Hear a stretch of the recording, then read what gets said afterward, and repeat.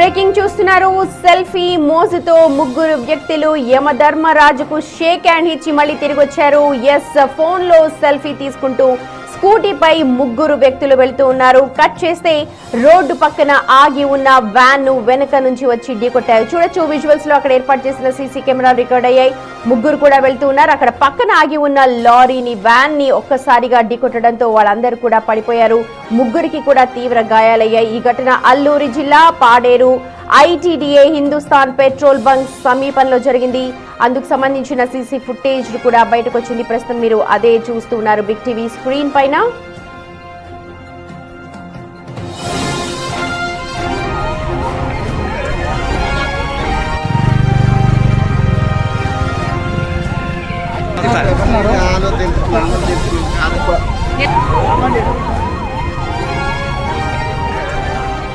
Selfie తీసుకునే మోజులో ఉన్న ముగ్గురు వ్యక్తులు కూడా ఆగి ఉన్న వాహనాన్ని గమనించలేదు. దీంతో నేరుగా వాహనాన్ని ఢీకొట్టేశారు.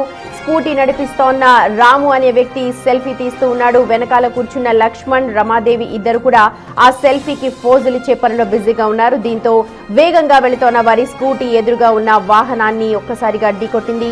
స్కూటీపై వెళుతున్న వారికి చిన్న చిన్న గాయాలయ్యాయి. ప్రాణాపాయం నుంచి అయితే కొద్దిగా వీళ్ళందరూ కూడా తప్పించుకున్నారు. చూడొచ్చు ఒక్కసారిగా ఆ స్కూటీ వెళ్లి ఆగి ఉన్న వ్యాన్ ని మినీ లారీని ఢీకొట్టింది. ఒక్కసారిగా ఎదురుగా కూర్చున్న అతనికి తీవ్రంగా గాయాలయ్యాయి. మిగిలిన ఇద్దరికి కూడా స్వల్ప గాయాలయ్యాయి.